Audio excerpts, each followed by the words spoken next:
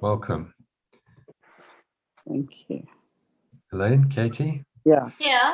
Thanks for joining us. So we start with a little check-in. I did speak to Lou, by the way, just now. I said, "Oh, we're going to see you at 2:30." She said, "Yes." Okay. All right. Well, we'll see. Maybe 2:30 is timer flexible for it. 2:30 means any time between 2:30 and 4:30. Any time or no time at all could mean anything. Yes. Okay. So we'll see. You know, as you say, if whoever shows up, I'm like, welcome. Come for. Last night she was about 2.5 hours late. She popped into the sessions. But she made it. And But how good was it? How good was that summary she gave us? I was blown over. Yeah, she got it. You know, for somebody who's like, it's not easy to get that. Do you know what I mean? Like, if it's not somehow in your being, you will not understand that. So I was, she's quite switched on, as you say. I mean, she kind of got it, and it's like diving straight in the deep end. And she's like, "Okay, give me a summary." Yeah. And then it's like, can anybody give a summary? And we all dead silent because I thought, no, I'm not going to even attempt this. And she just went in for it. Yeah. But yeah, no, that's a pretty good summary. Thank you very much. I was quite impressed. It was a very brief summary because she got the gist of it. She got the essence, which is the main thing. That's the essence. Yeah. So all good. So let's see where she. You just got to allow her. I think you can't pressure it. So just allow her to do this at her own time and her own pace, and rather she does something than nothing. And let's see if she gets into it. Yeah. This is Katie, just so you know the context. This is Elaine's daughter, Louise, who joined us for the first time last night. Oh, okay. So we'll see. She hopefully will join us regularly over the next few weeks and really get into it. So yeah, that was best for her. Yeah. She's everyone's on their journey, aren't they? So but she jumped in, she did a bit of reading, and then she gave me a summary yesterday. So that was pretty good. There we go. Speak of Louise, and there she is, popping into the waiting room. Is she there? Yeah. Okay. She's there. So we'll say hello to her, and then we'll go into some.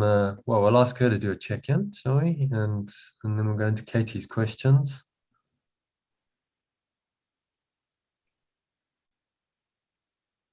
Hi, Louise.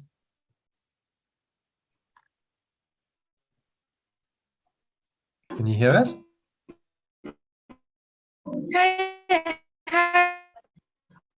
Yeah. Well, welcome. We were just talking about you actually. Your mom said that she was blown away yesterday when you gave the summary. I asked anyone to give a summary. You had silence for 10 seconds, and then you jumped in and you gave a very good one. So well done. Thanks. Yeah. So it kind of makes sense what you learned last night. Yeah, that did make sense. Yeah. Good. Excellent. Okay. Well, we'll have more of the same today. Okay, that's good. You want to join us? So anything to share? Let me just do a little check-in to start with. So anything you want to share? No, not at the moment, thanks. Okay, that's fine. So Katie, you had some questions. I'm just going to share my screen so we can have a look at those on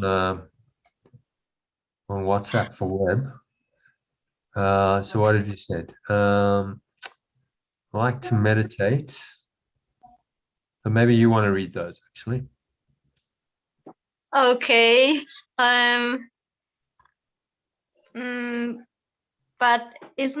I think this is like, I saw it like this is, all the messages are connected together.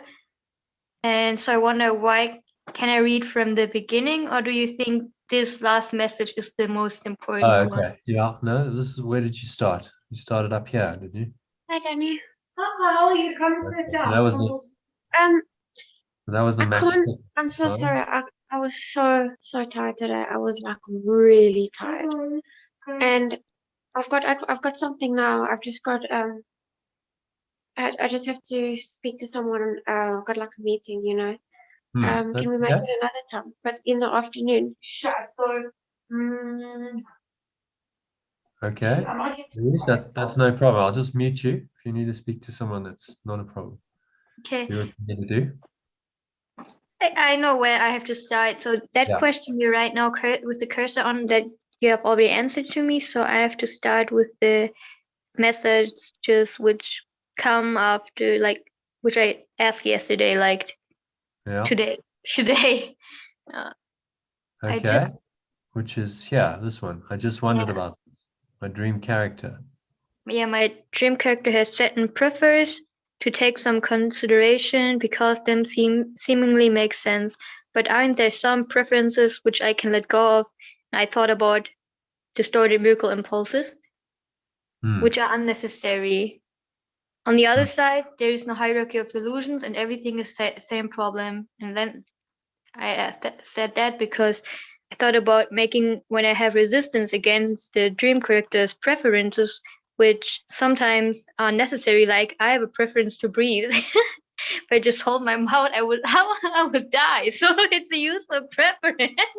But there are other preferences like being don't know, like saying I can only I cannot speak in public. That's a preference. Like Gary Nard has to let go of it to make to be open to a special function. And well, I guess you got to be very honest. Is it a preference or is it a fear?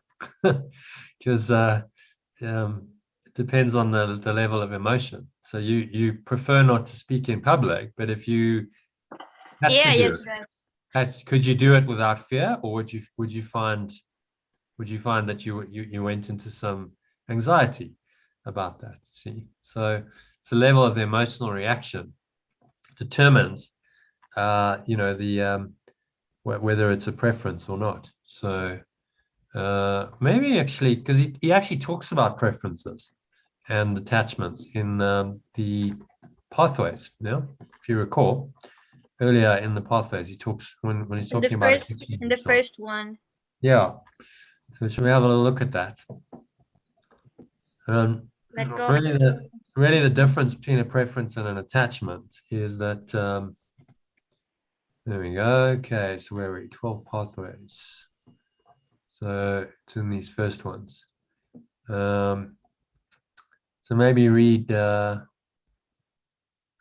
addictions, preferences, addictions, and then where does he talk about preferences in preferences never do? Yeah, so in the first one. So if you want to read this paragraph about addictions and preferences. Addictions always cause unhappiness sooner or later. Preferences never do. When an addiction is not satisfied, you feel upset but unhappy. When an addiction is satisfied, you feel momentary pleasure, relief, or indifference. When a preference is not satisfied, you simply feel indifferent. It was only a preference, after all, but when it is satisfied, it adds to the texture and beauty of your life. Kenneth Wapnick spoke about, asked, do you have an investment or do you have a preference? And like investment is like addiction.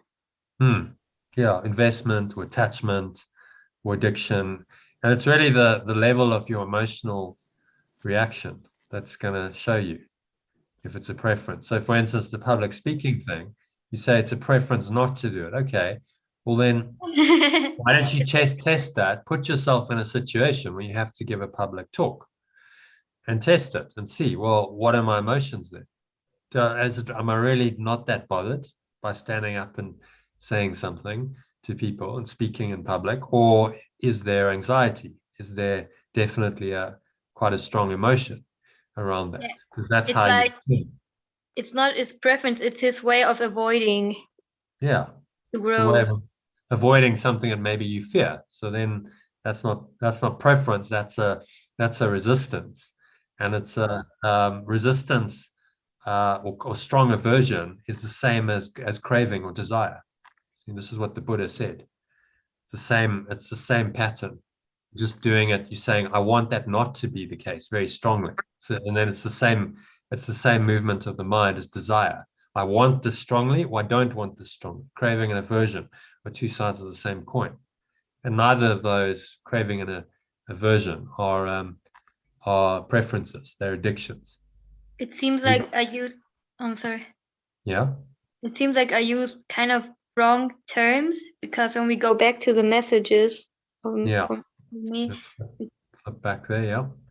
you can see that I ask, the next question is, aren't some preferences connected with this special function, or could also say, are some abilities or gifts of God connected with the special function? I thought about poets like Rumi, who write and use them right as a way to join with Holy Spirit, and I sometimes get poems into my mind without thinking, and or pictures, and I also like to draw, and so I'm also good at drawing and writing, and I know that people tell me and want some stuff from me and like to read it and see it, and I have this fear of, if I could, like, I have so many, so I know that I have artistic qualities, and I know if I can kind of get lost in it, because I know I can do this and that, and I don't want to do that because I want to like practice Course in Miracles, and it would take so much time in the stream to do all that stuff, and I feel like what is helping me in my purpose, and what is just enjoying this worldly life. Oh, so it's about discernment. I think if we'll get into higher purpose and special function after in exercises 7 and 8. So we go into in quite some depth. Once you've done the transformation of the name your game process, then we'll get into this topic. But in a nutshell,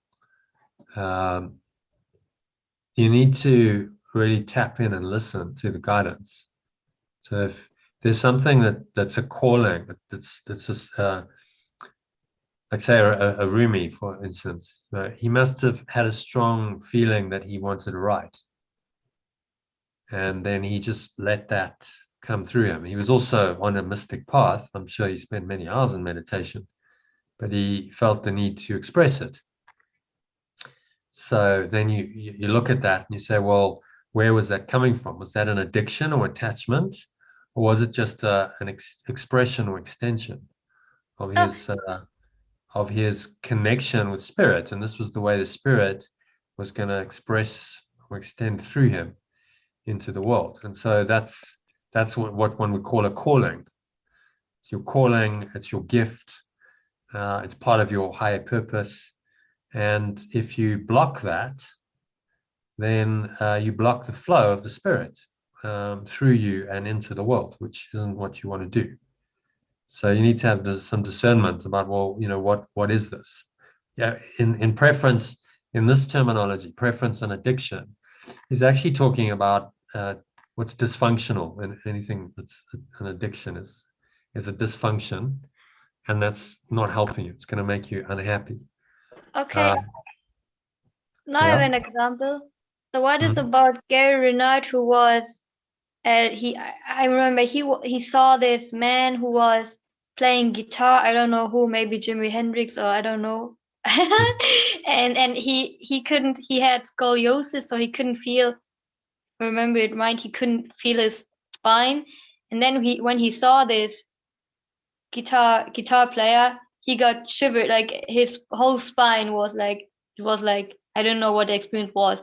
he felt shiver there, or it was like energy was flowing through it. And he said to himself, oh, I need to do this. I really need to do this. I feel this calling. So it's like, it's not like you feel that calling and that's from Holy Spirit. It's like sometimes you feel that calling and then it's not from Holy Spirit, because then after he done it at some time, it was like he was just playing one day, and then something was saying to him, put the guitar down, and it was like turning him to put it actually physically down. It was like, what is happening? Yeah, but it's all about timing, you see. So what happened with Gary was that was part of his journey. So when he got the kind of impulse to play guitar, that was right at that point in his journey, because it got him a little bit out of he was quite, if I remember his story, he was quite depressed. He was using drugs a lot. He was really, his life wasn't going anywhere. He was like in a haze of drug and alcohol induced stupor for 10 years. And then the guitar was a way out of that. So, he felt this kind of energy in his spine, and something in him was like, felt a little bit of inspiration, obviously, when he picked up the guitar, when he thought of it. And so then he started playing, and that kind of got him to some functional level. See, so for the next 10 years, I think he came out of he was in a very kind of low energy state on the scale. He would have been down here at apathy, fear, a lot of this kind of stuff going on, and his life wasn't really going anywhere. And he was using drugs, so like that just kept him quite depressed for, I think it was about 10 years of his life. He said, I just really wasn't much use to anyone.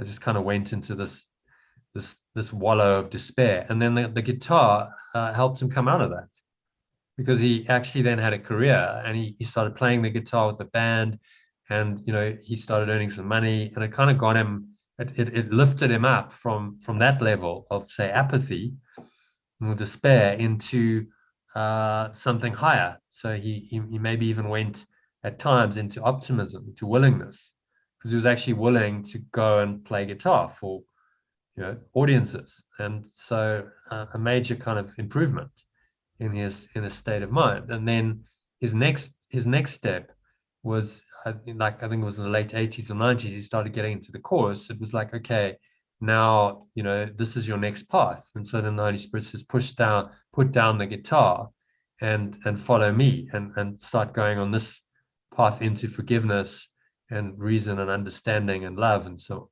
Because that it had served its purpose, you see, for like 10 or 15 years. It was very helpful in his life. So it's all about phases and timing. He couldn't have gone straight from there, very unlikely, straight from his sort of apathy state into forgiveness without having something in between. And the guitar and his music was that, you see.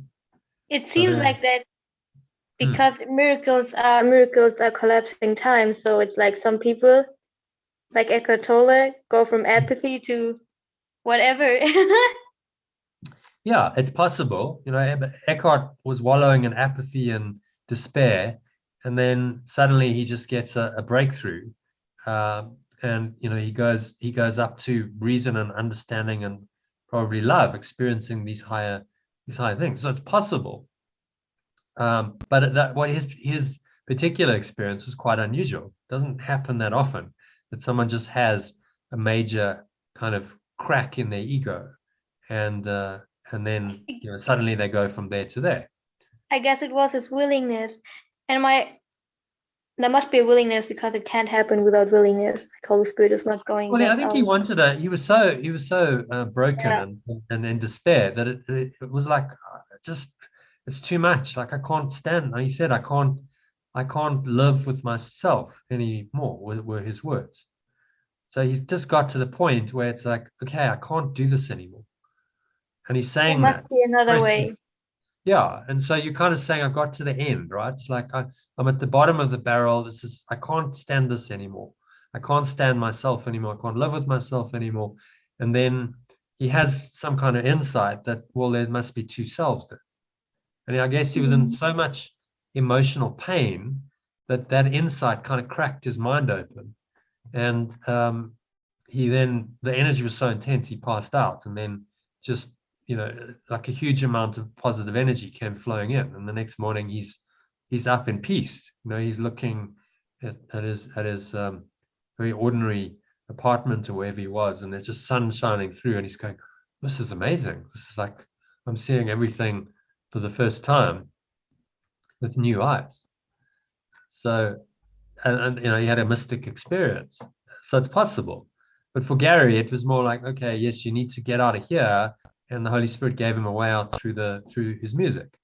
So he like learned to play guitar, and that little bit of inspiration he felt was showing him that there was a higher energy state available to him if he went there. You see?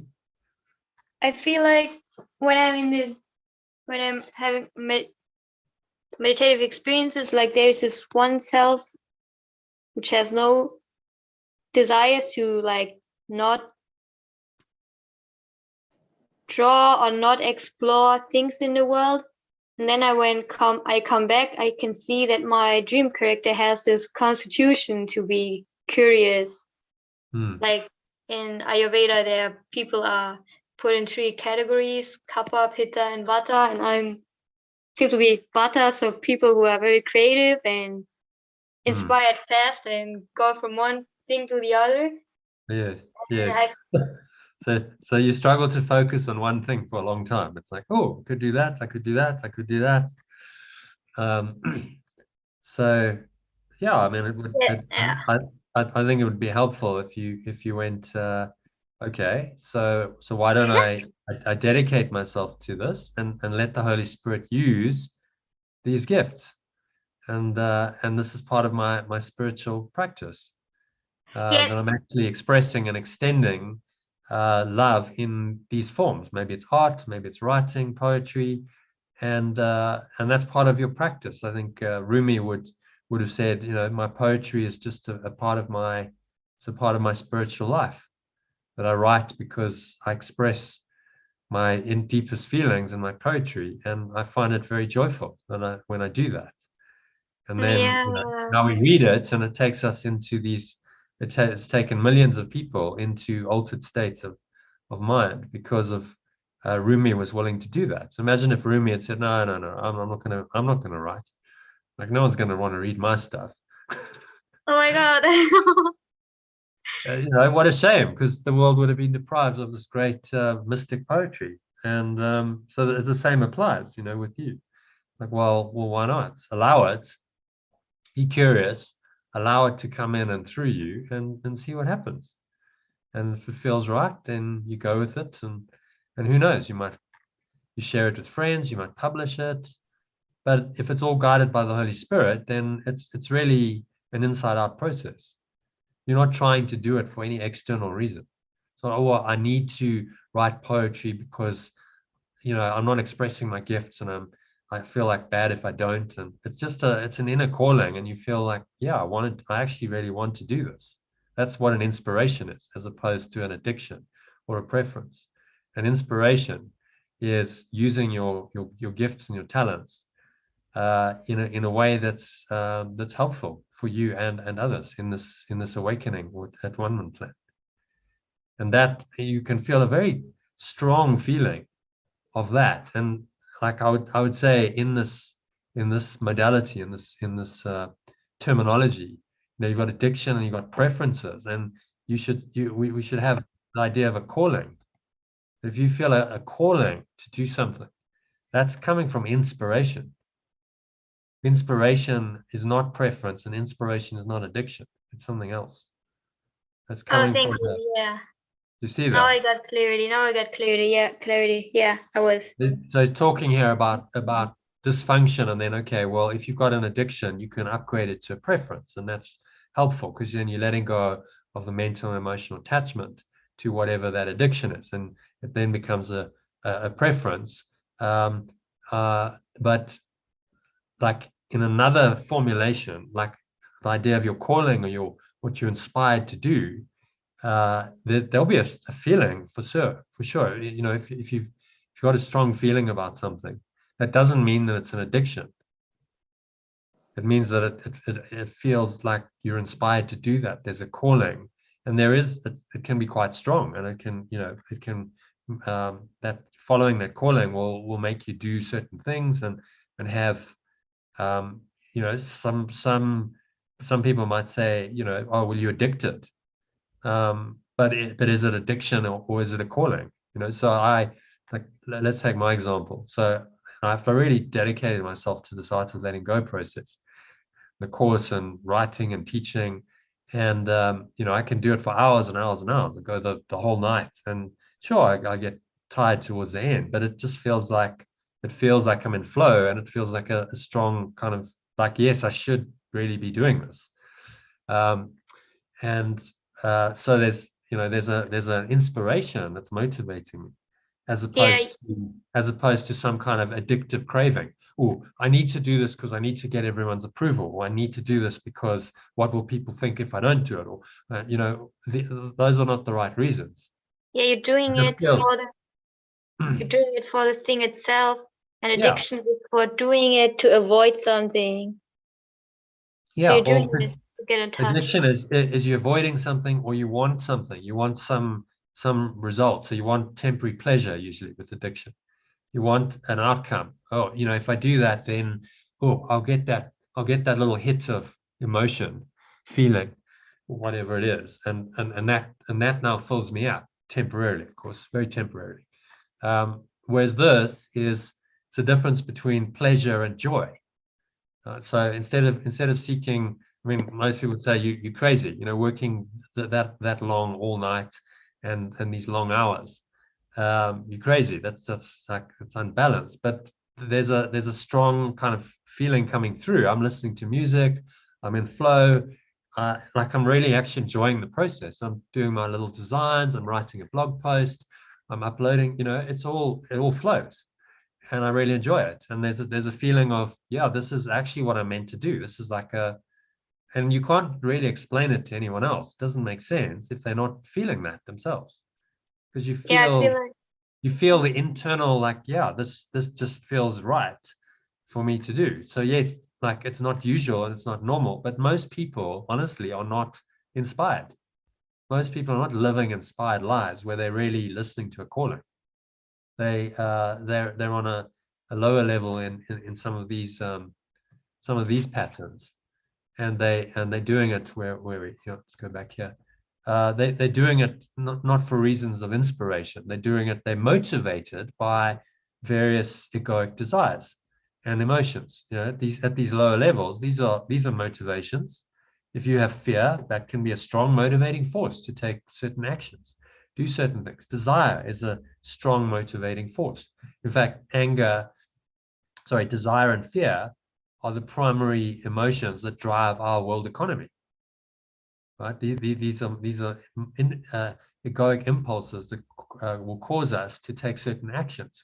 So we buy stuff based on desire. We spend money based on fear. A lot of money. The security industry, the medical industry, and so on. A lot of money gets spent because of these addictive patterns, really. But they're not inspirations. So you need to be quite clear, like what's actually running the program.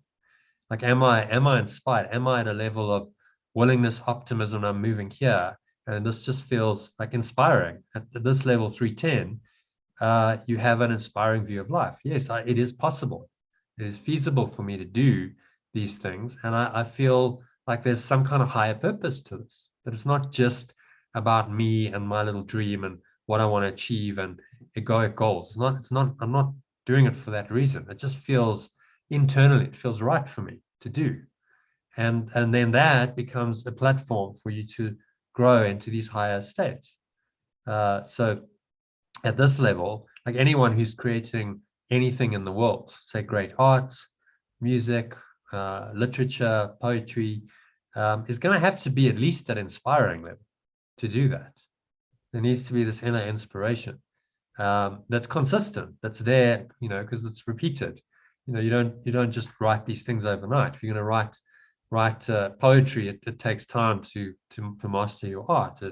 If you're going to write a novel, it's going to take you maybe years to write the novel. So it's a persistent inspiration, and inspiration beats motivation every day. of the week and twice on Sundays.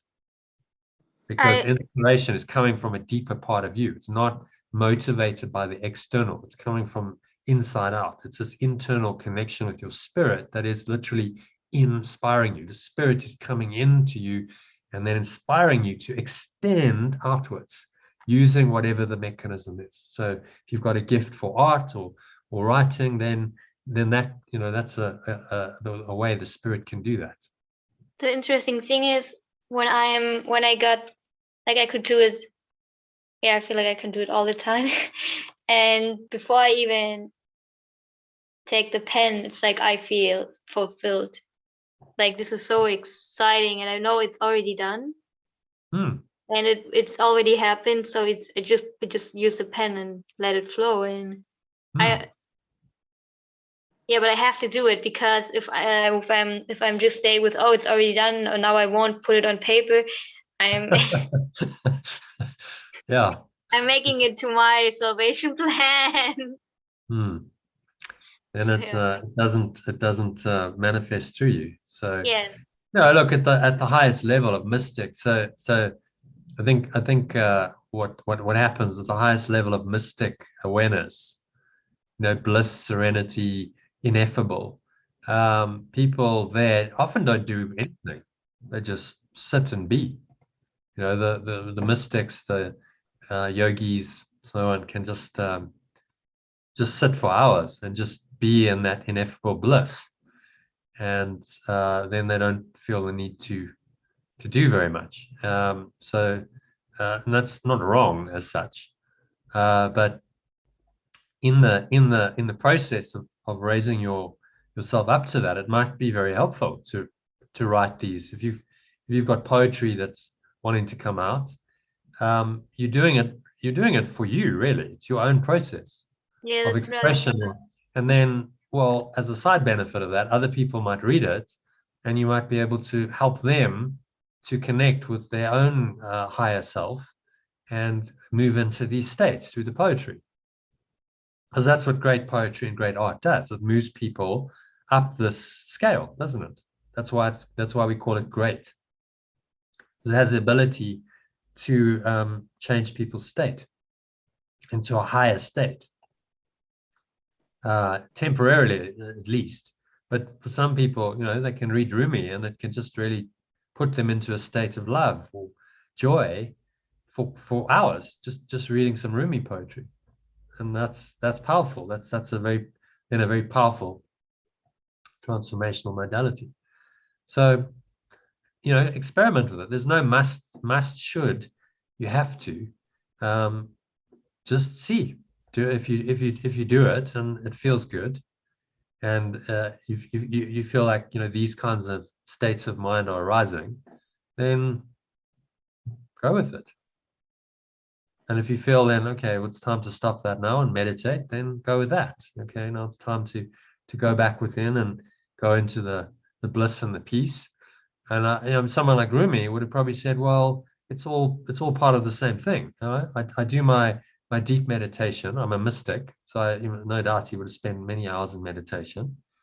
And then at the same time, like when I come out of that, I feel this calling to write. So he goes in and he has these beautiful experiences, and then that inspires him to write this great poetry. And then that's a gift to others. It's a gift to the world, coming from the spirit, just using your particular vehicle, your body mind vehicle, which we call Kati or Karthika, to do that and express into the world. And that's quite beautiful if you allow that to happen. So does that kind of clarify this a little bit?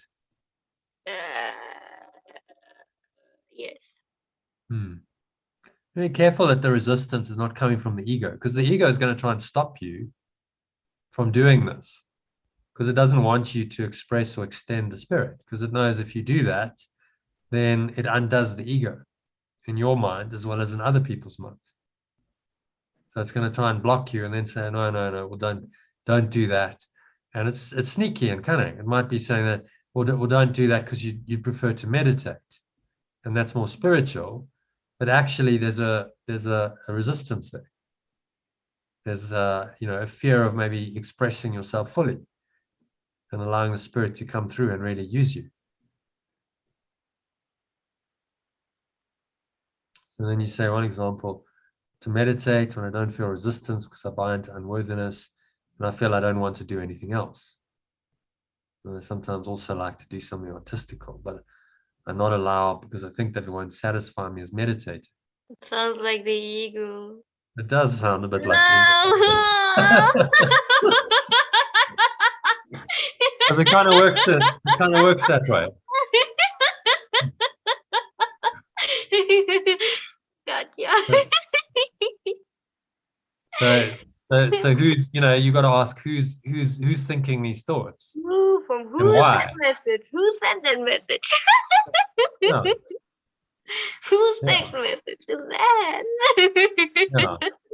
So you can laugh about it because when you see it, the ego is cunning and conniving, but actually when you expose it, it becomes laughable. You can just laugh because you're like, well, that's just really rather silly. There actually is no contradiction between meditating and being in these higher states and say art or poetry, or because it's just an expression of the same energy. It's just the form of it. So in meditation, you're passive, you're calm, you're just experiencing it. It's only being, and then you come out of that, and then you move into extending, which is the flow. But it's the same energy that you're connecting with deeply in your meditation, and then you allow it to flow through you, and the two work together. Because the more if you meditate and you're in that deep state, then you'll feel more inspiration to then flow with it in your writing or painting or whatever you're going to do.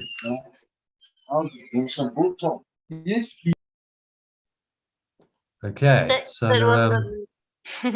is that helpful? And as I said, we will cover this in some detail in exercises, the later exercise 7. Let's just have a look. 7, 8, and 9. I can't wait Yeah. to do it. You get into a higher purpose because the thing in this world, so there's drawing yourself, so that's exercise 6. Finding your true identity is 7, so that's flipping the flop to discover and naming the game. And then number 8 and 9, the blueprint for your higher self. So you list the character traits or qualities that are expressing this higher self, and then exercise 9, finding your higher purpose, which is how you really connect with this inspiration, the source of inspiration. That's saying, the spirit is saying to you, let me use you as a vehicle for my extension into the world. That's what your higher purpose is.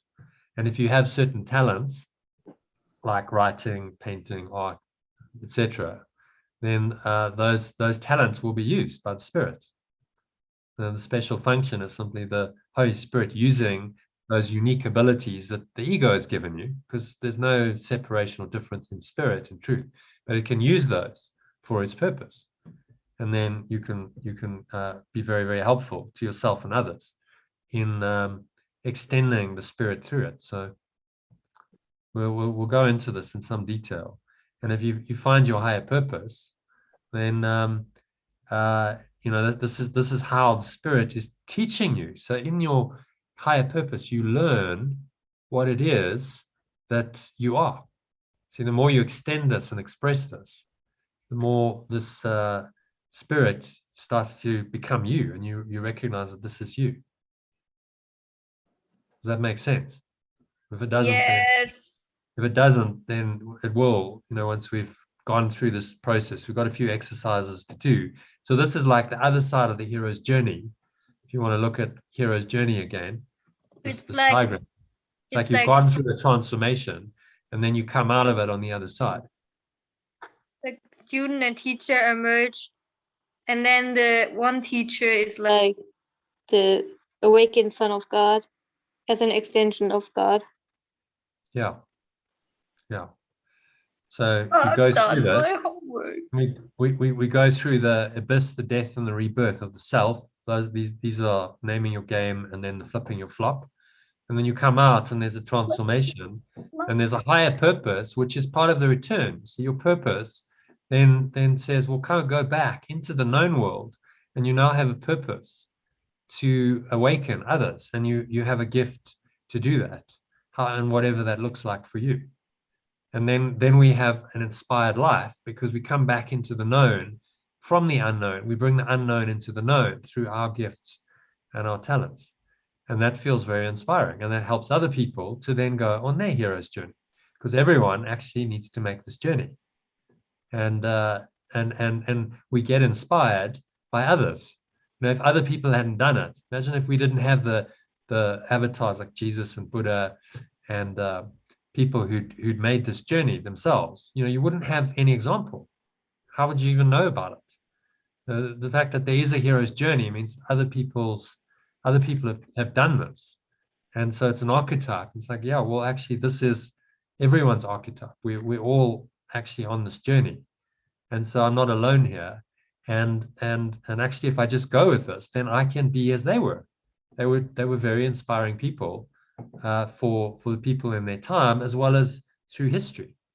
Imagine if the likes of Jesus and Buddha hadn't lived, the world would be much poorer, because we wouldn't have these great examples. And so, you know, the world needs more examples. So why not Kati? Why not Louise? Why not Elaine? You go on your hero's journey and you bring the gifts back to society. And this is the way the world transforms. As Gandhi said, you know, be the change you want to see in the world. You go on your hero's journey, you do the inner work, you change, and then you bring the change back into the world through your gifts. And that's the formula for an inspired and happy life, and very effective.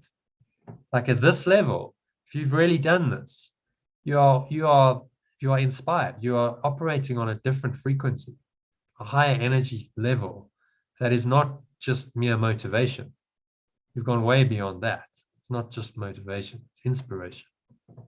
And as I said, inspiration trumps just motivation based on these lower states every time, because you're accessing a power that is infinite, that's eternal.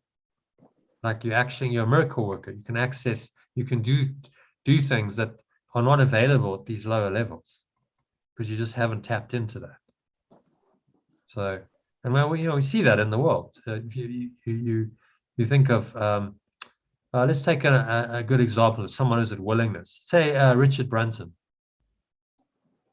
Richard Branson would certainly have been at willingness in order to create the whole virgin thing. He was very inspired and he was willing, and you know, he's created a large company that has benefited a lot of people, given employment to a lot of people, and there's an inspiration behind it. You know, Virgin stands for something a little bit different, which is what people like the brand. So Apple, think of Steve Jobs, same thing. Like he just did it in business. So he was creative in a business sense. And so he built, you know, the world's biggest company from his inspiration. So, you know, those are examples of how this can manifest in the world. And, you know, so what's Kati's thing? Everyone has their thing. What is it for you? And then just be willing to be used. You are the avatar. You're going to be used by the spirit to do this work. And it's just about surrendering to that and saying, okay, I'm willing to be used, not my will, but thy will. If this feels right, if it's coming from this deeper place and it feels right, then I'll go with it, because it feels like the right thing to do. And it's not about what other people think or the outcome. It just feels right to do that.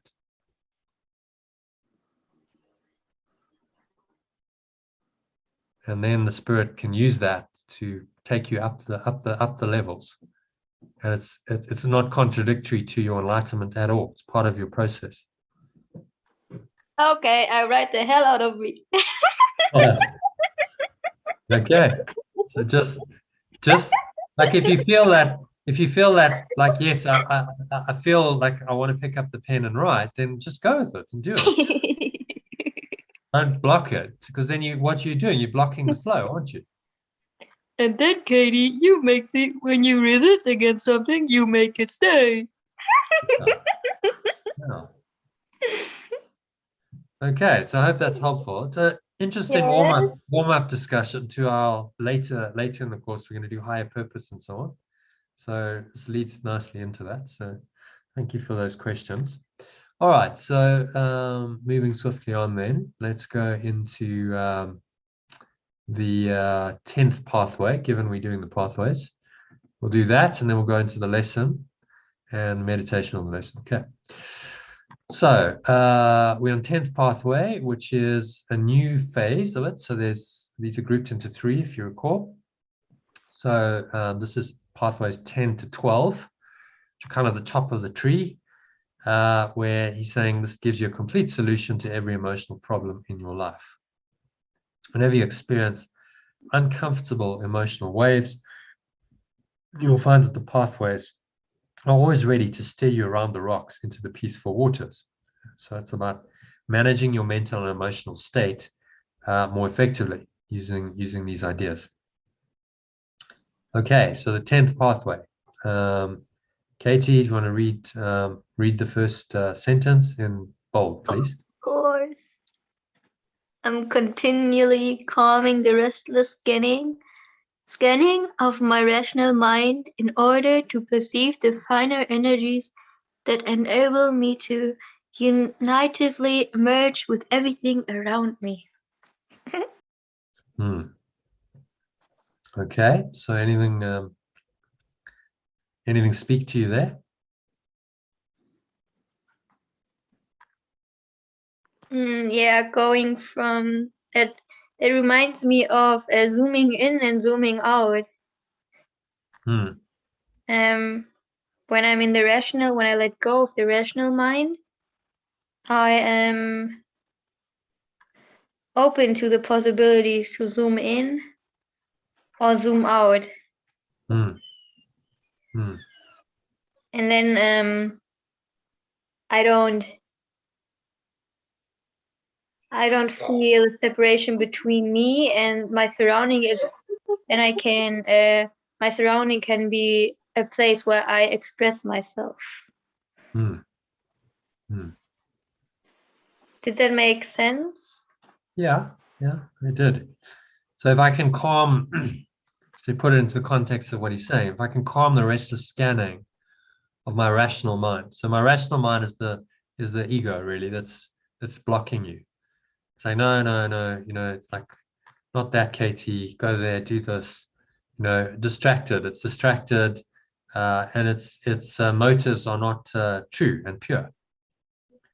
So if you can just observe that restless scanning, and now I want to do that, now I want to do that. Just observe those, and be able to discern, what is coming from the spirit and what's coming from the ego.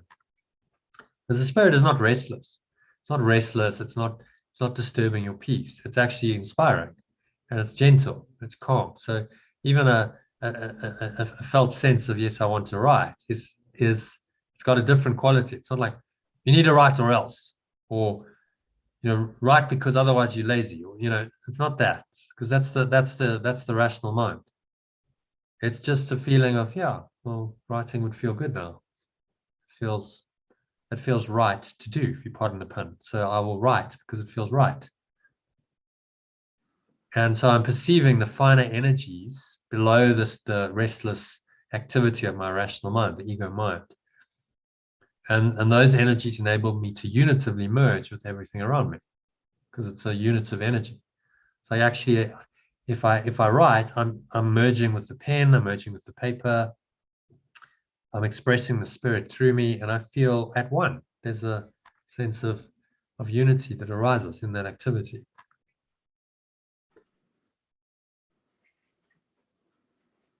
Okay, makes sense? Indeed. Good. Okay, so let's move on to the first paragraph of this explanation. Elaine, will you read that for us? When our wonderful biocomputers are dominated by our addictions, our consciousness is scattered and harried. Our consciousness is then like a television set that drifts from the channel that turns off when we want to use it. It sometimes won't stay turned off when we wish to sleep. That is subject to fading, and that will tune in only the lower channels. Mm. Yeah, it's quite a good analogy, isn't it? Consciousness is scattered and harried. You just kind of feel out of sorts, out of flow. Television set drifts from the channel, turns off when we want to use it. Sometimes it won't stay turned off when we wish to sleep. Subject to fading, it will tune in only to the lower channels. That would be a dysfunctional TV set if it wasn't doing what it should do. So, it is your mind like that. It's kind of got seemingly a mind of its own, and it just can't focus. So Kati mentioned the zooming in and zooming out. These are two benefits of meditation that we discussed. I don't think you were in the session. So zooming in is the idea that you can zoom in and focus on something that you're doing. So you can be very focused in your writing or your art, for instance, in your case. And then you can be very like in the moment, and you just immersed in the now, and you painting, for instance, and that feels good. That's a flow state. You focused in and you're completely present in the moment, and that feels good. And then you can also zoom out. So you can go into a deep meditation and you can let go, and you can just find this transcendent place where everything is peaceful and calm, and you're not involved in worldly activities or thoughts. And both of those are very helpful. In fact, the zooming out helps the zooming in. The more you can zoom out and find that transcendent state, the peace, the more you can actually allow the zooming in to happen. So there's no reason why you can't be at peace and joy, even enlightenment, and you can zoom out, have a really deep meditation, come out of your meditation, and now you zoom in and you operate at a level of optimism and willingness in the world. Because you can use these levels accordingly. Doesn't mean you'll have a sort of a base kind of state. You might be at a level of peace or a level of enlightenment, but that doesn't mean that you can't use these. These are in your toolkit. You know this state. You know what it is to be willing. So then you feel like, okay, I'm working in the world. Like, let's say you got your project in Swaziland. That's going to require willingness and some work, and to be positive. And so then you go, okay, well, from that state, I know these higher states. I can drop into this, and I can be willing, and I can allow the spirit to guide me and be really, really willing to take this project on. And I'm doing it from a place of inspiration now, not of motivation. I'm not motivated by money. I'm not motivated by anything other than this desire to express the spirit in the situation and to be truly helpful. So at the higher levels doesn't mean you can't operate there. Now, and often, you look at some of the great teachers, people who've really done some pretty extraordinary stuff. So let's say Mandela, as an example, or Gandhi. They were change agents in their society. They changed the world. So they would have had some of these experiences for sure. Peace, you could see with Nelson, there was a lot of peace, there was a lot of joy. And yet he's very willing. He could serve his purpose in the world to do this work of being, the leader, transformational leader, and so on. Gandhi, would have had lots of peace. He did lots of meditation, but then he wasn't scared to go, all right, well, there's injustice in our society, and so we need to be willing to do something about it. And so he galvanized the whole nation to do something about it. And in fact, pretty much single-handedly, got the British left India because of Gandhi, because he'd done this whole resistance thing, and he'd activated people into a state of willingness, passive resistance, and so on. So, so those are just some examples of how it can play out in the world. Okay, so let's go back to where are we? Back to the 10th pathway. Okay. So does that make sense, this paragraph? Yeah. Resonate? And if you honestly ask yourself, when you're out of flow and you're kind of scattered and you're feeling out of sorts, it does feel a bit like this, doesn't it? Mm. Just like I can't get it together and I'm kind of wandering in and out, and it's just my consciousness is not doing what it should be doing. It's just like got a mind of its own and it's dysfunctional. Mm. So next one, Louise, can you read for us? Is Louise still with us, or see if she can read? Don't know.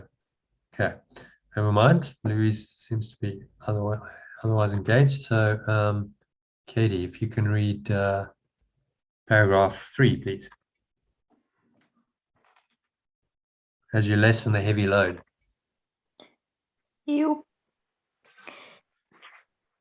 As you lessen the heavy load of addictions you have been carrying.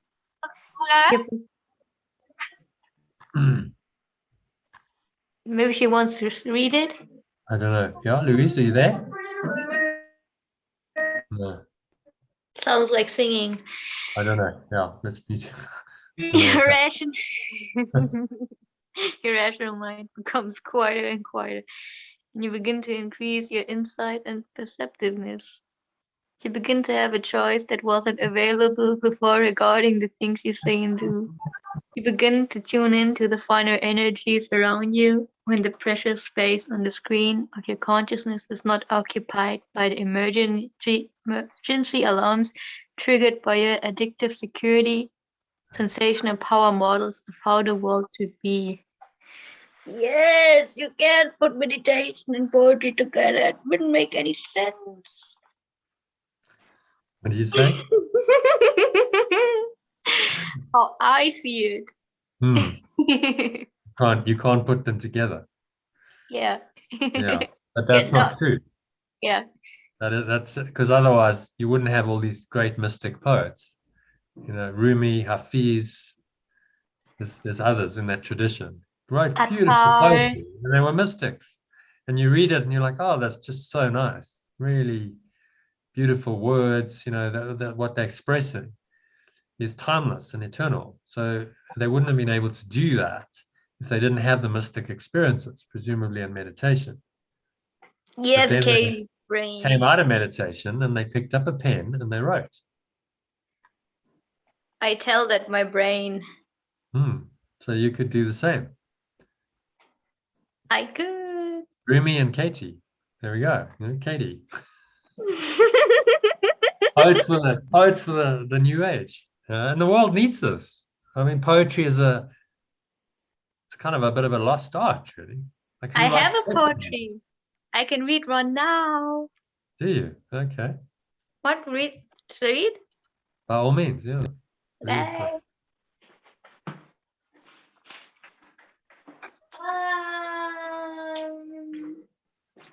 This is short. This is a short one. I became a stranger to myself because I forgot you.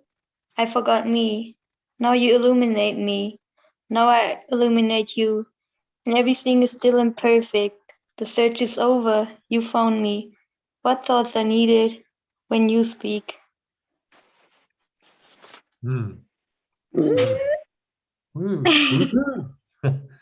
So why don't you post that on the group? I can. Take a photo of it or type it on the group, because that was beautiful and it was coming from a true place. Yes. So yeah, just try and go with it and let it express through you. And obviously you can write well, so why wouldn't you do that? Just try to be special.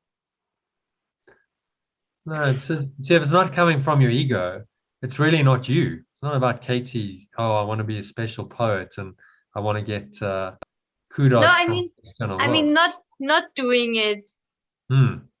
Not doing it makes you special. Yeah. And Because I'm above that. I'm too special to be so. yes. I'm a mystic. I'm just meditating. I'm just floating away on a cloud of bliss. Yeah. Yeah, but then you got to watch that, because then, like, is the ego too special to allow you to do the work of the spirit in the world? Yeah, I feel like I'm kind of envy of people who just write without, just let them do what they want to do. So I think I have to do it. It seems like to be on my path.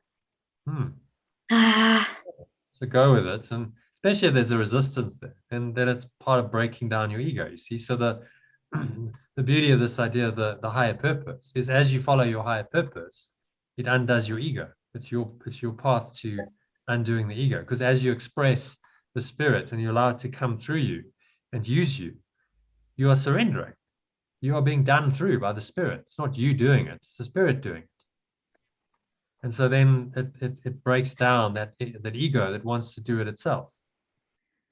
And you start letting more go of that more and more as you allow the spirit to extend through you. So it's actually an essential part of your journey, which is why there's a hero's journey. You know, you've got to actually heroes do things on the journey. Yes, there's inner transformation, but very often in this journey, there's something you'll do. You'll go on a journey that might not be a physical journey, but you might start writing, for instance, or painting, or you might do something that you didn't do that now expresses this, and it helps you to go through this process of transformation and come out the other side as a transformed human being, and then bring the gifts back. The gift of the goddess is the return to society. You bring the gifts back, and so, you know, in the instance of writing poetry, you bring the gifts back to other people, because you've now got the poetry and they can read it, and there's a gift there, because you can inspire them into a higher energy state where they may be willing to honor their own call to adventure and go on their own hero's journey. And that's how it works. And that's, in fact, all we're here to do in the world, is to learn our own lessons, to undertake our own hero's journey and help others to do the same.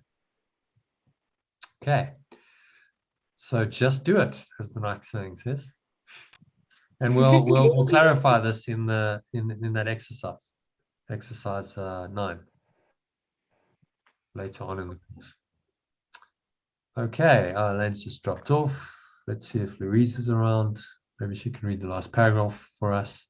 So does this make sense? When you can let go of these addictions to the lower level, security, sensation, and power addictions, then you can open yourself to these finer vibrations, which now can come through and use your consciousness, use your mind for its purposes. Louise, are you with us? Hi, yes, sorry, I'm with you. Let me just go to a quieter place. Hold on. Yeah, sounds like there's quite a bit of noise there. Sorry, what were you saying? Just saying, can you read for us the final paragraph? Yes. Okay, yes. Okay. So the cultivation of preferences. This sentence. The cultivation of preferences in place of addictions does not keep your rational mind churning and scanning, for preferences are not sought after goals that keep you restless. Preferences let you stay in touch with the here and now in your life. They enable your mind to become calmer and calmer until it functions as a powerful, quiet, one-pointed, peaceful, effective servant to your consciousness. Okay, so does that make sense? Yes, it does. Yes, it does. Yes. So it's pointing us to the state of calm. The mind becomes calm.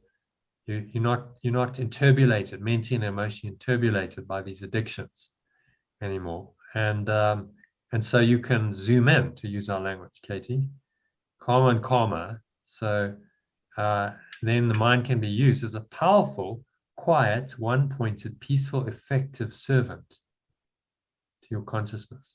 Okay? So in Course in Miracles terminology, we could just substitute consciousness to the spirit, because we've been into that whole definition.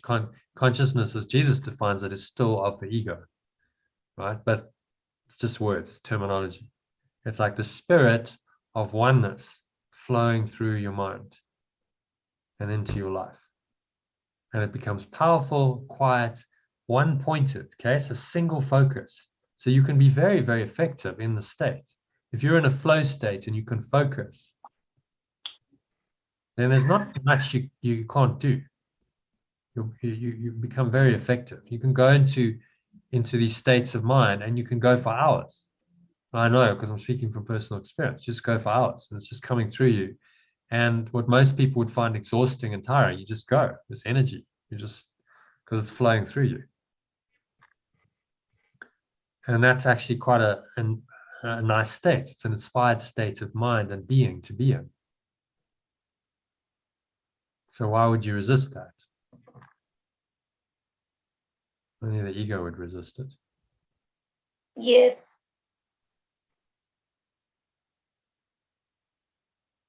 So this preference addiction, he's saying, change your addictions to preferences. Change your aversions to preferences as well. I'm not like avoiding something because of this mental and emotional program of the ego, because that's the other side of the coin. And when you let go of all of those movements of the mind, your mind becomes calmer and quieter. And in that quietness, you might hear the still small voice saying, Kati, write these words. And you write it down. I did. It's not coming from you, it's coming from the spirit. The spirit is inspiring the words. It's another intelligence inspiring the words. And you just describe. So the truly great writers and artists they're just vessels, they're vehicles for this to come through them. And they just express what's coming through them. And there's the spirit that's doing it. So there's no self-investment there. It's not, oh, I, Kati, the great poet, because that's ego. It's like, no, I'm an instrument. I'm being used, I'm being done through, and that feels so joyful and so happy and so inspired. And there's no ego involved in that. And if people like your poetry and they go, oh, wow, Kati, that's amazing, you don't allow that to take you into a special self. Because you recognize it's not really Kati who did it. How can I take credit when it's not Kati who did it? See? It's just the spirit that did it through you. So you give all honor to the spirit or God. Not my will, but thy will be done. You say, no, I didn't do it. I'm just a scribe. Just like Helen was. You know, I'm a scribe. I just let it come through me. And yes, I allowed myself to be used. That is your responsibility. You have to get out the way and allow that to happen. But it's actually pretty simple. Just get out the way and let it happen through you. You don't have to write great poetry. You just have to allow it to happen. So again, it's the letting go. You know, let go, get out of the way, and let God do it through you. And then you cannot fail to be happy, because like if you're in that inspired state and you're feeling that, happiness is just a given. It's like, yeah, I'm feeling good. I'm feeling really good about myself and the world, and I'm feeling in this inspired state. And so happiness comes when you follow this path and you allow the spirit to use you. You're not, again, seeking, I want happiness. I want happiness from that. I want happiness from that. The butterfly, seeking to catch the butterfly, to quote that quote about happiness is like an elusive butterfly, which if you pursue it, is always elusive. But if you just sit down quietly, then it may come and alight upon you. So that's, it's talking about meditation. But you could sit quietly and you could write poetry. In those early hours of the morning, like what a beautiful time to write poetry. If you're not sleeping, like okay, well, why don't I write? Because it's like it's a creative time. I had actually many moments where I was waking up and write it down, because it was like, I need to write it down. Yeah. So then, then do that, and then you start building up. You start doing writing poetry, and then you're a poet, a mystic poet. And then the next stage comes along, and someone says, well, will you publish that? And you just go with it. The Spirit will guide it all. So like, oh, I need to become a published author. No, just write it and see what happens. So please write that. Either type it out or take a photo and post it on the group. I That'd be do. lovely for all of us, because those were beautiful words. In fact, read them again. No, I tell you what, we'll close out the session with that. Read it at the end. You can guide the closing. I always do a little 2-minute closing. So Okay. we'll use it for that, I think. And that'd be nice. Okay, so 10th pathway. Any questions on that? To make sense? Can anyone give me a summary of this? What is he really saying here in under a minute? Elaine? Well, I think that we need to quieten our minds.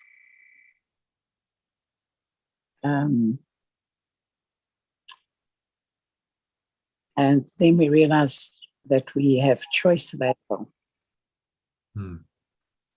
And you can begin to tune into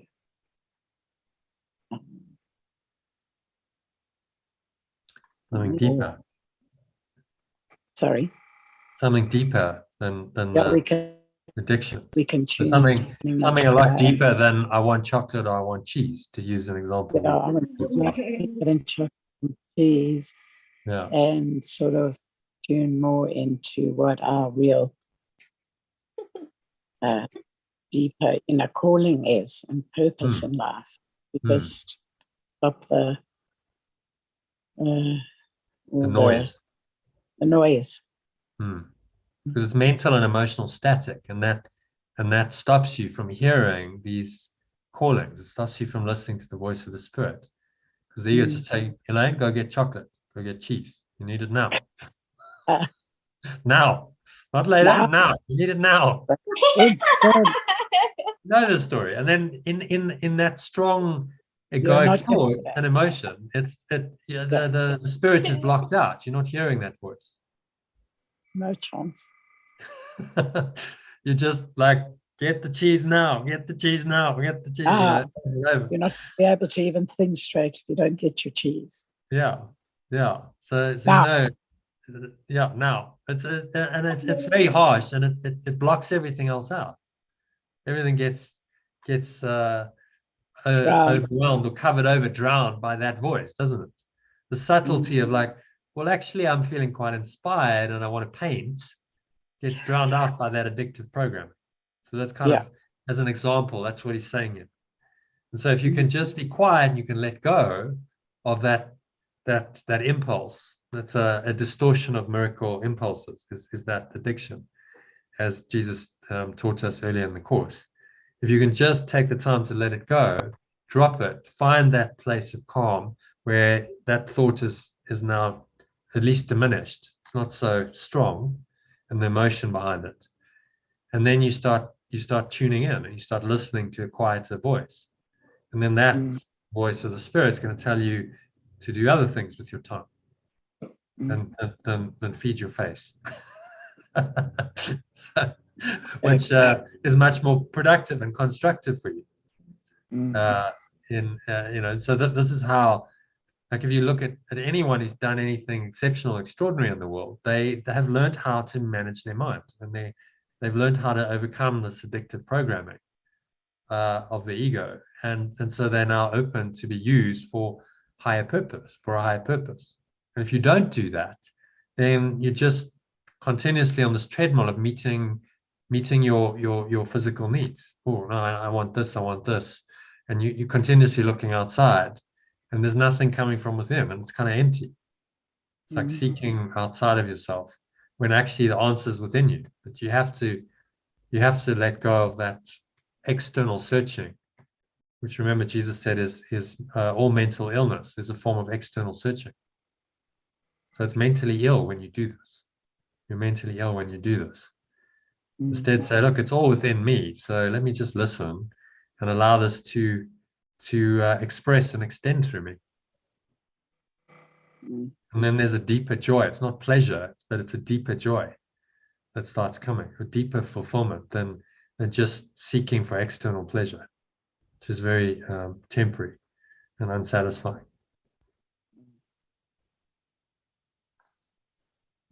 Okay, so that's the 10th pathway. Kind of, you can see how they all connect, because this connects back into the first ones. They all interlock and they work together. So. All right, so any questions on that, or shall we move swiftly on to today's lesson? Okay, so for me, what I got is, Yeah. I always knew that we make our own choices. I always knew that. I always understood that. You know, most people don't understand. They don't know that. But what I realize now is that also the reason why you can see the reason that what makes you make your own choices consciously is that your mind is quiet. The people who think they can't make choices, their mind is so cluttered and noisy and everything, you know. And not only can they not make their own choices, they don't even realize that they can. Yeah, exactly. So the ego is the ego thrives on chaos and confusion. So in the chaos and really it's being externally oriented. So there's two ways of living your life. It's inside out or outside in. But outside in is my mind is dominated by external things, external people, places, events, circumstances, and those things now dominate my mind. And so I'm continuously reacting to these things, and then I don't feel like I even have a mind. I'm a puppet of these circumstances of the external world. Oh, someone did something, someone said something I didn't like. Oh, now I get angry. I don't have a choice in that. I just get angry because look, they did it. Or you know, I'm craving that pleasure. On the other side, the flip side is addiction. Oh no, that would feel really good. No, just have that, whatever it is, chocolate, cheese, something stronger. You know, just have it because that's going to make you feel good now. That's going to alleviate this craving feeling you have. And so now we are puppets of our circumstances.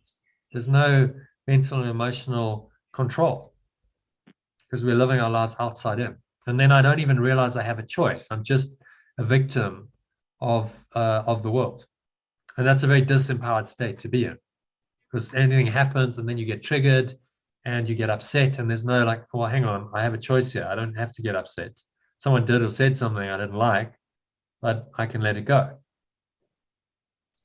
And so inside out is I can take the external stimuli that the world throws at me, but I have a frame of reference to now look at it consciously and be able to let go of what's not serving me. And so much of what's out there doesn't serve you. It really doesn't.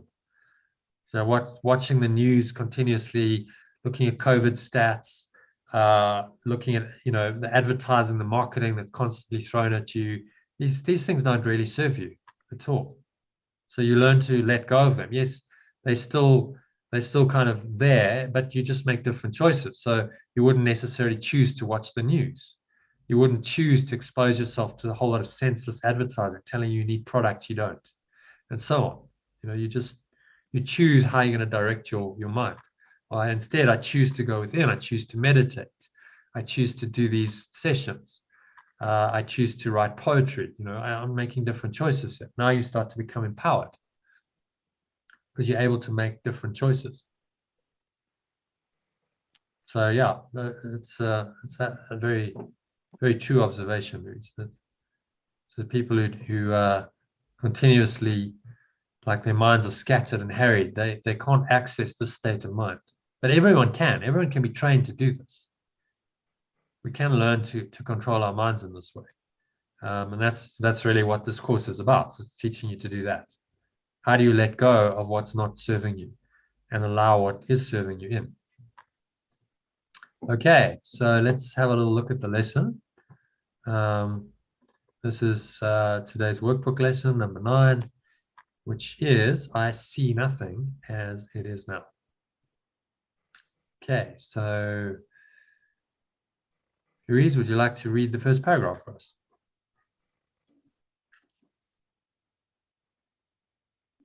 Just unmute yourself. Yep, there we go. Flows from the 2 preceding ones, but while you may be able to accept it intellectually, it is unlikely that it will mean anything to you as yet. However, understanding is not necessary at this point. In fact, the recognition that you do not understand is a prerequisite for undoing your false ideas. These exercises are concerned with practice, not with understanding. You do not need to practice what you already understand.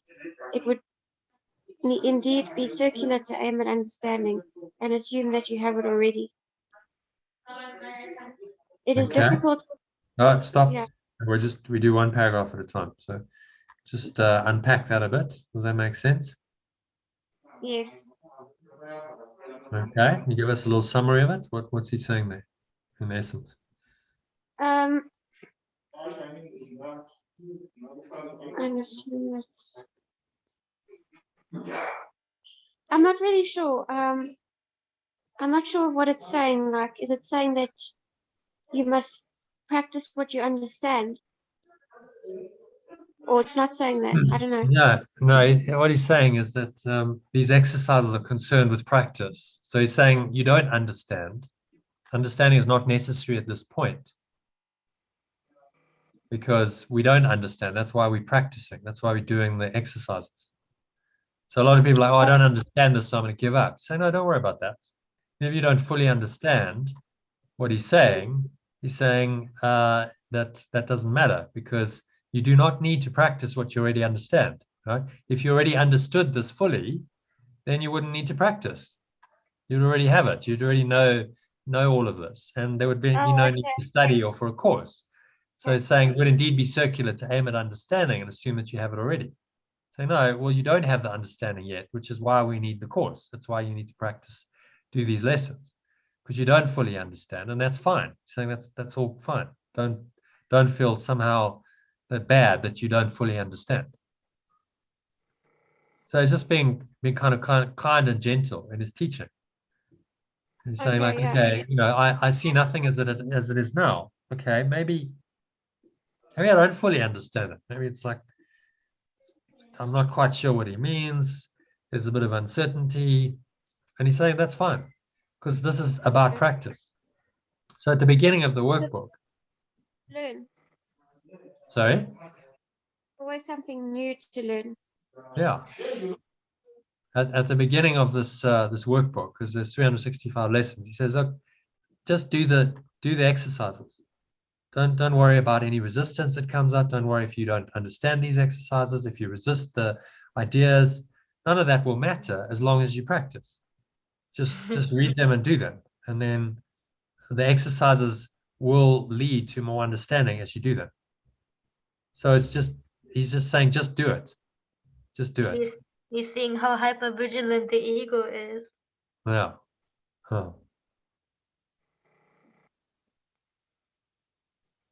Okay, so does that first paragraph make sense? Yeah. Okay, so Elaine, will you read number 2 for us, please? It is difficult for the untrained mind to believe that what it seems to picture is not there. This idea can be quite disturbing and may meet with active resistance in any number of forms. Yet, that does not preclude applying it. No more than that is required for these or any other exercises.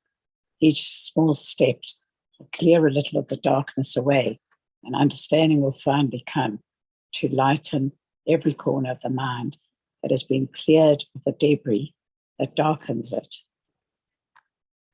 Okay. Anything stand up for that? Basically saying the same thing, just practice. Not expecting you to understand it, because if you understood it, you wouldn't have to be doing this course. Yeah. So just work at it, keep at it. Mm. Yeah. Each If you small find step. resistance, you may meet Yeah. with active resistance in any number of forms. Yes. So that can Yes. come up That's in how- any way. Yeah, and the idea can be quite disturbing for the untrained mind to believe that what it seems to picture is not there. But this could be disturbing. Then you can come up with resistance. But he's saying, look, just stick with it, do the exercises. Each small step will create a bit more clarity, and the darkness will go away. And finally the light will come in. Exactly. And then you'll be able to tap into another realm, which we were talking about before, where you can find your purpose and start to this first part of the workbook is essential because it's a clearing away of this debris that he talks about. These are all the false ideas, false beliefs. He's got to clear that away in order to allow the spirit to come through. Because with all of this debris, the light can't come through. It's clouded and it's obscured. So these first exercises in the first half of the workbook is about undoing the way you currently think and perceive. So this is an undoing process. And of course, the ego is not going to be comfortable with that. It's going to feel like, oh, something's being lost here. The ego is losing its identity. It's losing its grip on reality. And it doesn't want to lose it. And so then you find the resistance coming up in any number of forms. So that might just be like, and I'm too tired. I don't want to do a session tonight, for instance. Or it'll make you fall asleep in a session. I'm just going to zone out and fall asleep. Because that's an effective defense against learning. Okay, I'm asleep, so I can't learn. I get so tired when we do this. Yeah, but that is what I'd suggest. Yeah. Don't lie down, sit up. Sit up. Yeah. Because if you lie down, the temptation is that you're going to fall asleep. So it's so comfortable, just drift in, and then you drift out. You zone out, right? So instead of zooming in, or zooming out, you zoning out. That's the ego's the defense. You simply zone out and you sleep and you don't hear. You don't hear what's said, and then of course, well, you're not learning. Not in the session, but you're literally asleep. Jono, you could also say, and so like with Holy Spirit, you zoom in and zoom out, and with the ego, you shut down. Like this is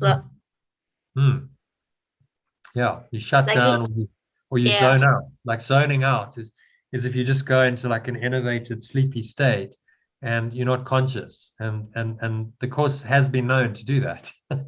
They say, if you've got insomnia, just read the text. Take the text, open it anyway, and read a page, and that'll probably cure your insomnia. You'll go straight to sleep. Because it's an ego defense. It doesn't want you to become aware of this. And so these kinds of defenses happen. So just be aware of them as they happen. Yes, I'm feeling tired. Oh, no, I couldn't be asked. I don't want to do the lesson today. Oh, I don't want to do the breath break. I don't want to join the session tonight. These kinds of things.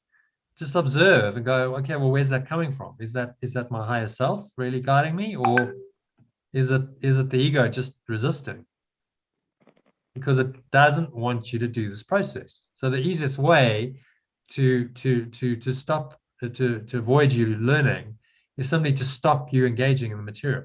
Okay, well, just don't do it then. Don't show up to the sessions, don't meditate, don't practice the breath breaks, don't do the practices. Because for whatever reason, you're too tired, you're too busy, it's always got an excuse. So just be aware of that, and okay, but that's fine. Doesn't matter, as Jesus says, as long as you don't let the resistance stop you. Doesn't matter as long as you keep practicing and you keep doing the process. So just keep on. Keep doing this. Keep joining the live sessions. Keep practicing. Try and do as many of the breath breaks that I send you in the day as possible, because all of that's going to help you to clear away this debris and bring the light into your mind, which is what you want. You're going to remind yourself, this is what I really want. I'm not doing this for anyone else. I'm not doing it for Jono. I'm not doing it for the group. I'm doing it for me. That's why I'm doing this. I'm just facilitating a process to help you to do it. Okay, so that kind of brings us to the practice end of this session. So the rest is practice. So I'll take you into meditation, and I'll guide you through this. Right. So we'll start off with an open-eyed meditation, and then we'll go into closed-eyed. Okay, so make yourself comfortable, preferably sitting up. So sitting up, feet shoulder width apart, back straight, cup your hands in your lap, close your eyes. And start off by taking a nice deep breath in through the nose. So breathing in, noticing how the stomach rises, chest rises, subtle flow of air in through the nostrils. Clench the sphincter muscle. It's the muscle used to squeeze the last drops of urine out or hold it in. Feel the energy rising up the spine into your heart center. Breathe into your heart, nice deep breath in. Feel kind of warm, comforting presence in your heart. Just notice the sensations of the body, of the breath. Another sip of air, breathe in, feel this energy rising up the spine, into the crown of your head. Just pausing at the top of the inhale. Now you're just going to open your eyes if they're closed and just look around. Apply the idea to whatever you see. Remembering the need for its indiscriminate application. So, for example, I do not see this computer as it is now. I do not see this telephone, this phone as it is now. I do not see this arm as it is now. Just apply it pretty casually. Begin with the things that are nearest to you and then extend the range outward. So you might look at the door. I do not see this door as it is now. Do not see that body as it is now. Do not see that face as it is now. So don't try and avoid anything or include anything, just whatever your eyes randomly happen to look at. And then exhale. And have a sense as you exhale and you release with the breath of just letting go of a little bit of attachment to or investment in what you see in the world. You're not really seeing it as it is now. So what he's saying here is that you're seeing it through a past filter. You're not seeing it truly then, because you've got all your past ideas, beliefs, conditioning that comes into this. And this is simply an exercise in acknowledging that, and in the acknowledgement, the awareness of anything, we find a release from it. So just drop in now, close your eyes, breathing in again, nice deep breath in through the nose, breathing into the lower stomach, blowing it up like a balloon, clenching the sphincter muscle, locking the energy in, drawing the energy up into your spine, to the heart center, draw it up into the crown of your head, pausing at the top of the inhale.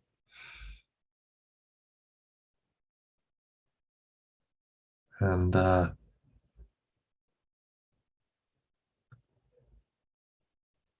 just noticing whatever's going on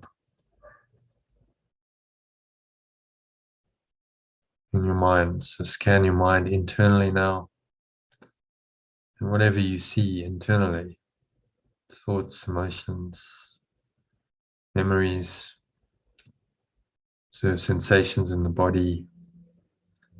Just breathe into it to create some awareness, some space, some light. Remind yourself of today's lesson. I do not see anything.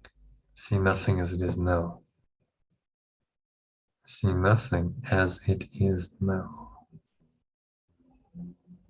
that includes what you see internally. So apply it to whatever the thoughts are that are arising. As they arise, they cross your mind, you say, I really don't see this person, place, situation, circumstance, event, whatever it is, as it is now. And as you exhale, have a sense of releasing it. Blowing it all out with the breeze of your breath, as it's flowing out like a dark cloud. It's leaving you. It's the nothingness that it really is. Blowing the cloud pattern away. Pull the lower stomach into the spine. Expel the last remaining air out.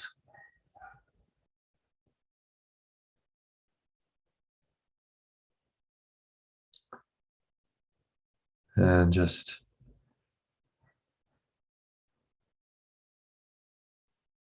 rest here.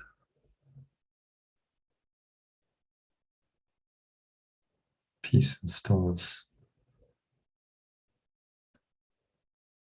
So when you let go, and you do start to see things as they are now, you start accessing a deeper peace and a stillness in your mind. So allow that to happen, just breathing in and out through your nose, observing the subtle sensations of the breath in the nostrils, focusing in all your attention on the nostrils, tip of your nose, and the area just below your nose, between your nose and your upper lip.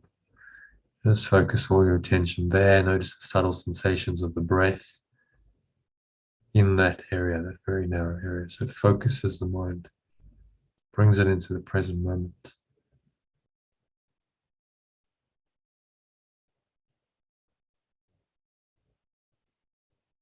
Just observing these subtle sensations of the breath.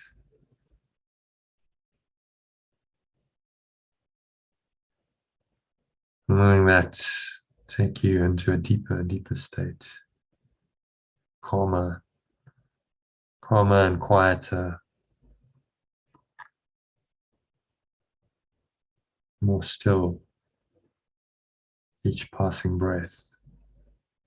Sinking inwards.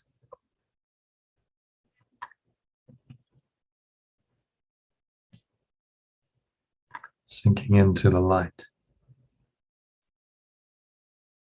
Deeper place in you that's always calm and quiet and undisturbed.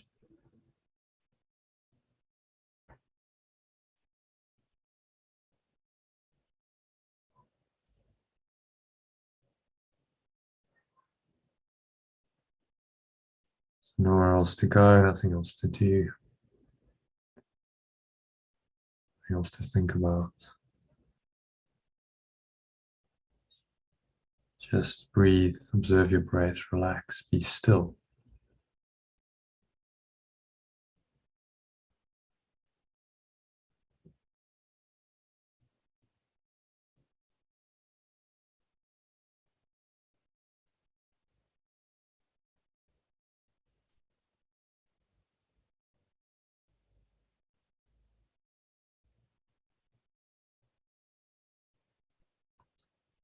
Be still and know that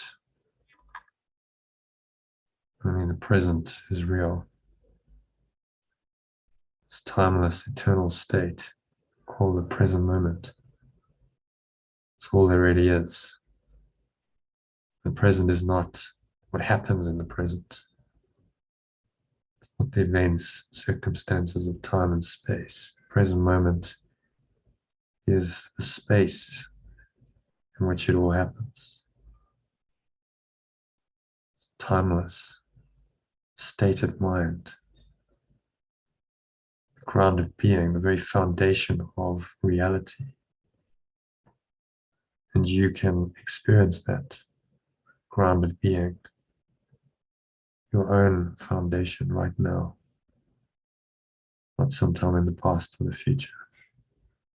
So let yourself go there for a few minutes of deep contemplative silence. There's nowhere else to go. There's nothing else to do. There's nothing else to think about. Nothing that's more important to do than just be here now, in the moment, as you are. So just breathe, observe the breath flowing in and out through your nose. Observe those sensations to keep your mind in the present moment, and allow this presence of the present moment to arise in your mind. Bring you peace and happiness and joy, whatever else arises. Just be open to whatever the experience is in the present moment for the next few minutes of deep silence.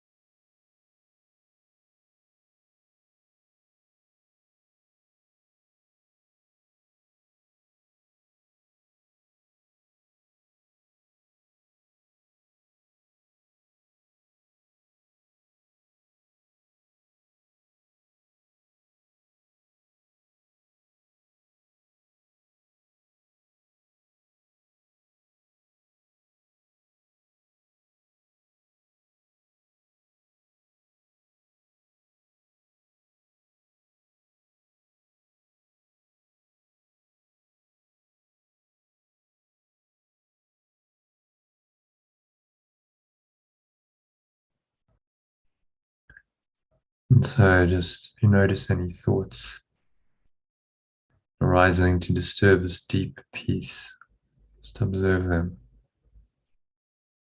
casually. Imagine they're like cloud patterns, just drifting by. They have no power to obscure this deeper presence in you, the eternal now. And so just let them go by saying to yourself, I see nothing. As it is now, these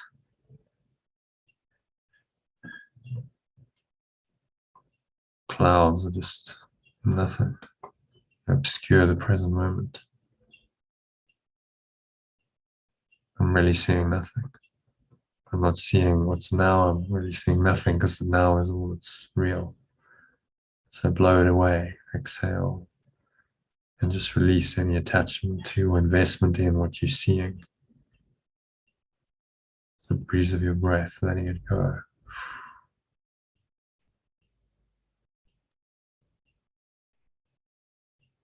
Coming to rest in a state of stillness and peace.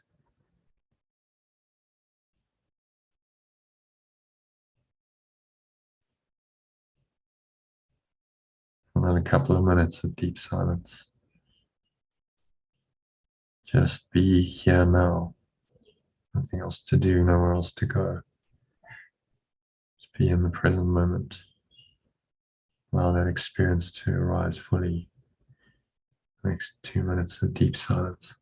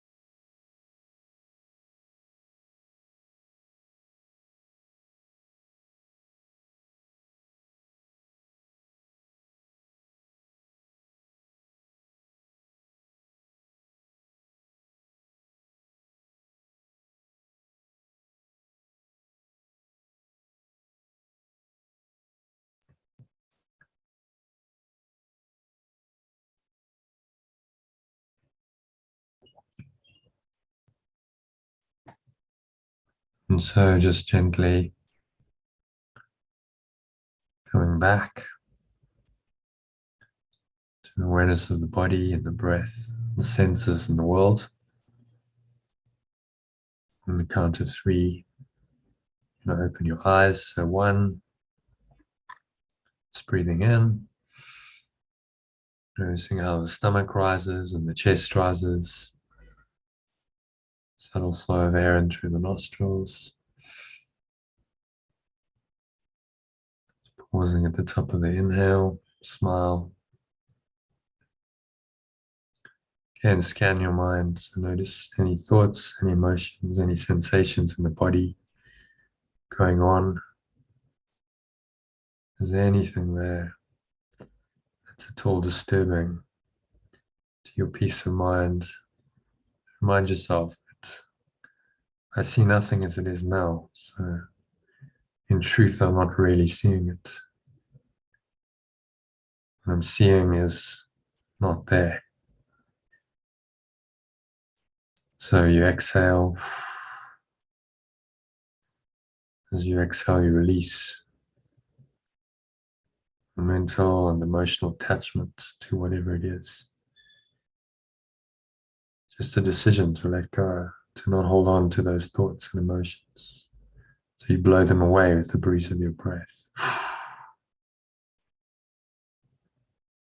Into the nothingness. It really is. Just letting go.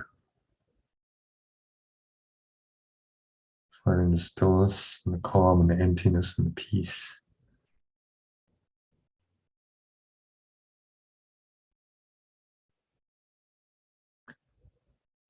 It comes when you let go and you just bring your mind into the present moment.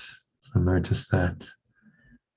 On the count of 2, notice the weight of your body pressing down into the chair, feet touching the ground. Notice what you're feeling and touching. Your hands, notice any flow of air in your skin. As you breathe in, notice any smell in your nose. There's a taste in your mouth. Notice what you're hearing in the surrounding environment. Just noticing all these things from this very still, calm, and surrendered state.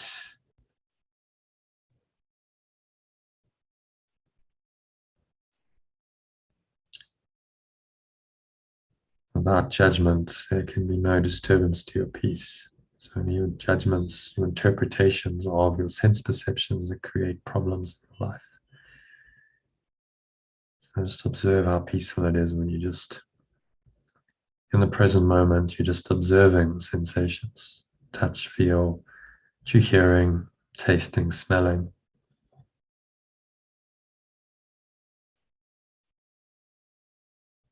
Just observe all of that. Without judgment, notice how peaceful and restful that is, and you want to stay in that state. So notice the state, anchor it in. And on the count of 3, as you come back, you open your eyes and you look around the room, just noticing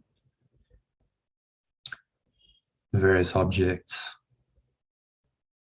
in the room, very casually. Don't make any attempt to include anything or to specifically exclude anything. And just apply today's lesson one more time. So say to yourself, I do not see this computer as it is now. I do not see this phone as it is now. I do not see this arm as it is now. And then look a bit further afield. And whatever happens to rest, your eyes rest on. So I do not see this door as it is now, for instance. So I do not see this wall as it is now. Just do that for half a dozen objects in a very slow, kind of casual way.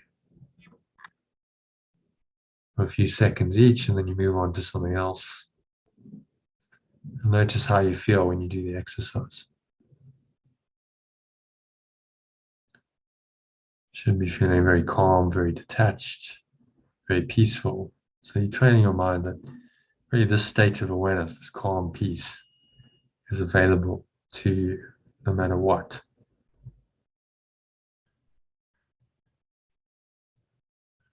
What you're seeing, what you're perceiving, the body's eyes, what you're hearing with the body's ears, none of that really matters, because the now is not the content of the now. The now is not what you perceive in the now. The now is deeper than that.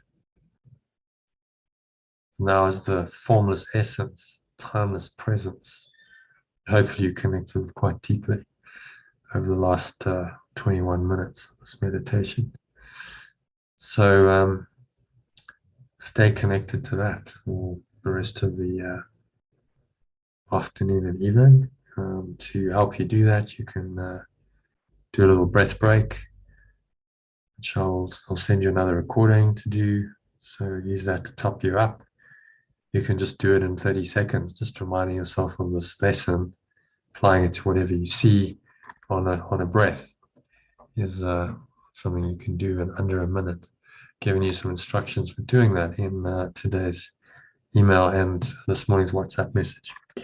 So I think that brings us almost to the end of the session, because Kati was just going to read us her poem again. So Kati, if you can do that for us, that would be very nice. Okay. I became a stranger to myself because I forgot you. I forgot me. Now you illuminate me. Now I illuminate you. And everything is still and perfect. The search is over. You found me. What thoughts are needed when you speak?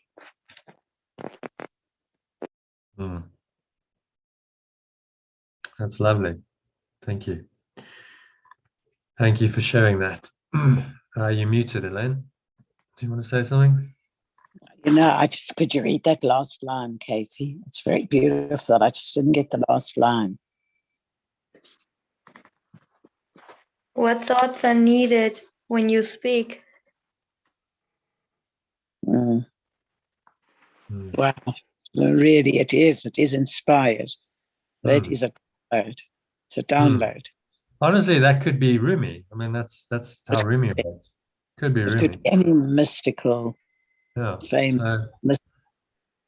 So lovely, and very simple. That's what I love about mystic poetry. It's not complicated, but it just points you into a state of, just clarity and simplicity, and connecting with that presence that the poet connected with. So why would you want to share that, Kati? Why wouldn't you want to share it? It's lovely. So please share it on the group. Afterwards. Yeah, I do. Okay. All right. So let that help you stay connected to this deeper presence for the rest of the afternoon and evening. And hopefully we'll see you this evening. You're going to join us tonight? Yeah. 8:30 for you, Elaine. Kati, 7:30 your time. So join us if you can, and we'll go into the text. I'm going to take you through an advanced letting go series of advanced letting go techniques in a meditation, which are quite useful. Where's Sue? Is she still around, or has she left? No, she dropped out before the meditation. But she joined for an hour and a half, so it's pretty good. Okay, so thank you everyone. I enjoyed that session. Wish you much peace and flow, and I'll see you in a few hours. Yeah, cool. Thanks, Johnny. Okay. Bye. Namaste. Bye-bye.